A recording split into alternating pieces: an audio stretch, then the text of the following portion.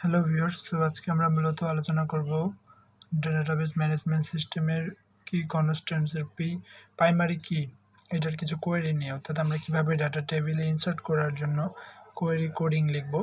তো এই ক্ষেত্রে মূলত প্রাইমারি কি কিভাবে কাজ করে আমরা গত ভিডিওতে দেখেছিলাম যে কোনো একটা ডাটা টেবিলের কোনো একটা কলাম যদি সেখানে ইউনিকলি ওই ডাটা বা নির্দিষ্ট একটা রোকে আইডেন্টিফাই করার জন্য ইউজ করা যায় এবং সেটা অবশ্যই নাল হওয়া যাবে না এবং সেটা ইউনিক বা ডুপ্লিকেট হওয়া যাবে না। সো এইখানে আমরা যদি তার কোয়েরিটা বলি, কোয়েরিটা হচ্ছে যে ক্রিয়েট ডাটা টেবিল বা টেবিল স্টুডেন্ট নামে টেবিলটা ক্রিয়েট হবে, দেন আইডি হবে ইন্টিজার প্রাইমারি কি, অর্থাৎ আমরা এখানে বলে দিচ্ছি যে স্টুডেন্ট আইডিটা হবে অবভিয়াসলি প্রাইমারি কি।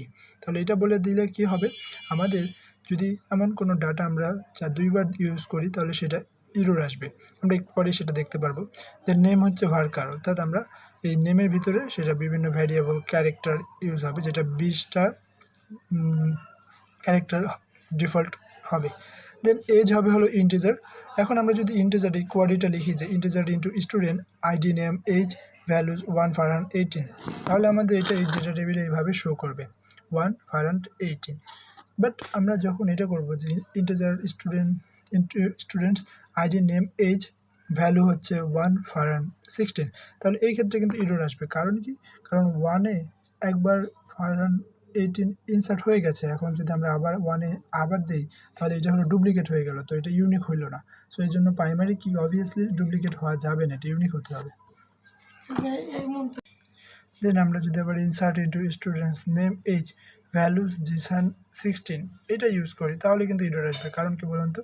কারণ আমাদের এখানে আমরা যেই ডেটাটা দিচ্ছি সেটাতে আমরা বলে দিয়েছিলাম যে প্রাইমারি কি অবভিয়াসলি হইতে হবে নট নাল, অর্থাৎ কোনো ভ্যালু এখানে জিরো বা ডাটা লেস থাকবে এটা হবে না, ডাটা কোনো একটা কিছু দিতে হবে ইউনিক। অর্থাৎ এখানে যখন আমাদের কোনো আইডিতে জিরো থাকলো বা আইডি কলামটাই সেখানে মানে একদম নাল বানিয়ে দিল, তখন কিন্তু এটা ইরর দেখাচ্ছে, অর্থাৎ এটা নাল হওয়া যাবে না। দেন আমাদেরকে ইনসার্ট ইনস্টিটিউশন এইটার ক্ষেত্রে আবার কিন্তু ঠিকভাবে কাজ করবে। কারণ কি? আইডি নেম এজ এটা ভ্যালু 2 হোসেন 16 এখানে সুন্দরভাবে কাজ করবে। দেন আমরা যদি এই কলামটা দেখি যেখানে অল্টার টেবিল স্টুডেন্টস, এটার মাধ্যমে আমরা কোনো প্রাইমারি কি ইনসার্ট করতে পারবো, অথবা alter table student add constraint PK students primary key ID, তো আইডিটাকে আমরা প্রাইমারি কি হিসাবে অ্যাড করে দিলে সেখানে এই টেবিলটা ইনসার্ট হবে। Then alter table students drop primary key, আমরা যদি প্রাইমারি কিটা ড্রপ করে দিই তাহলে এখান থেকে আইডিটা প্রাইমারি কি থেকে মানে আলাদা হয়ে ড্রপ হয়ে যাবে, তখন আর প্রাইমারি কি হিসাবে